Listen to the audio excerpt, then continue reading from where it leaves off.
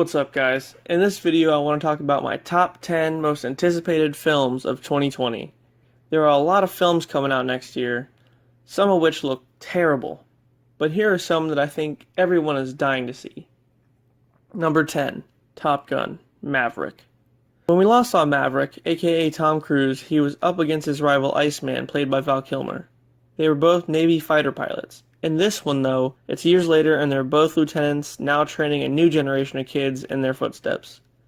That's all that's really known about this one so far, but I know it's been anticipated for quite a while. Number 9, Fast and the Furious 9. With the death of Paul Walker, it seems like the series will never be the same. The heartfelt tribute to him at the end of 7 was emotional. It felt like it should have been the last in the series. But alas, Part 8 became all about The Rock. The Rock has this habit of coming into a series and dominating it, making it all about himself. Anyway, then you have Hobbs and Shaw, which I heard was a great movie.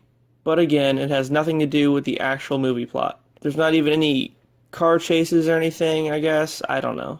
Weren't these films originally about street racing, and now they're about, like, secret government missions or something? I don't know what happened there.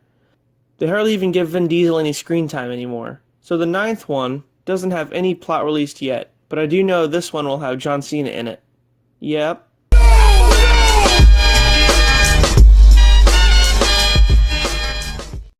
Number 8, Birds of Prey. Well, Suicide Squad wasn't all that great, especially the whole Joker angle, and I read it had terrible reviews. I love a lot about DC, but their movies are poop.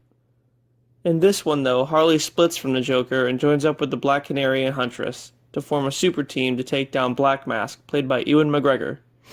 Black Canary is some lady I've never heard of, but Huntress is played by Ramona actress Mary Elizabeth Winstead. Also, it'll feature Renee Montoya, played by the lady cop from Pineapple Express. Cool. Well, hopefully.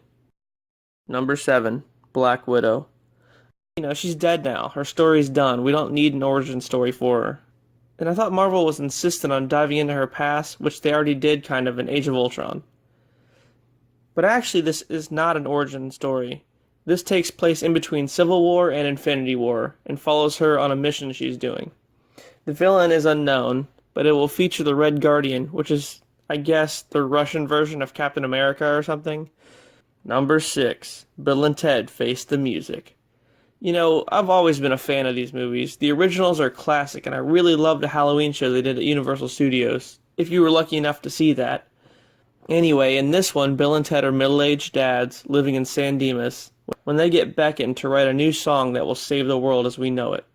That sounds pretty cool. Any true fan of Bill and Ted will love this movie. And that's all I know about this one, but I can't wait. Number 5, Ghostbusters. I have no idea what the plot will be, but I do know that they're ignoring the 2016 remake and continuing with the original timeline. All the original actors are coming back to portray their characters. But no, not Rick Moranis, because he doesn't exist anymore. And sadly, Harold Ramis isn't with us anymore.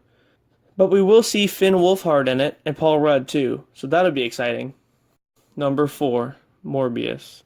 Well, I don't think this one will feature good old Tom, but much like Venom, it'll be a standalone movie. Michael Morbius is a biochemist played by Jared Leto. That's right. Anyway, Morbius has a rare blood disease, and when he tries to cure himself, he accidentally gives himself vampirism. Somehow. Morbius is a pretty decent Spidey villain, and I wonder how it will translate to the big screen. Number 3, Wonder Woman 84. So we know obviously it takes place in 1984, years before her alliance with the Justice League. In this film, Gail Gadot, is it Gadot? Gadot? We'll just call her Wonder Woman.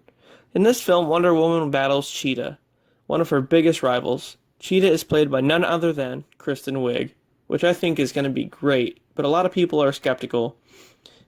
Wiig is Barbara Minerva, a British archaeologist who discovers a tribe in Africa that has a guardian with the powers of a cheetah. She somehow obtains these powers and just goes crazy, and it's up to Wonder Woman to stop her. Number 2, Venom II. Okay, obviously everyone is dying to see the sequel to the very successful Venom film. Tom Hardy was just amazing. I mean, I don't know if he was Topher Grace amazing, but he was close. And of course they set up Carnage for the sequel. I can't wait to see Woody Harrelson as Carnage. And I don't know if Tommy Boy will make an appearance in this one. I mean, he is kind of back in Marvel now, so we don't know. Anyway, Cassidy gets the Carnage symbiote after Venom replicates in a prison cell that he was sharing with Brock. Carnage is very brutal and graphic, and they may need to up the rating to R if it isn't already. We already know R-rated Marvel movies do work, so I can't wait to see this one. And finally, number 1, Halloween Kills. My number 1 pick is of course Halloween Kills.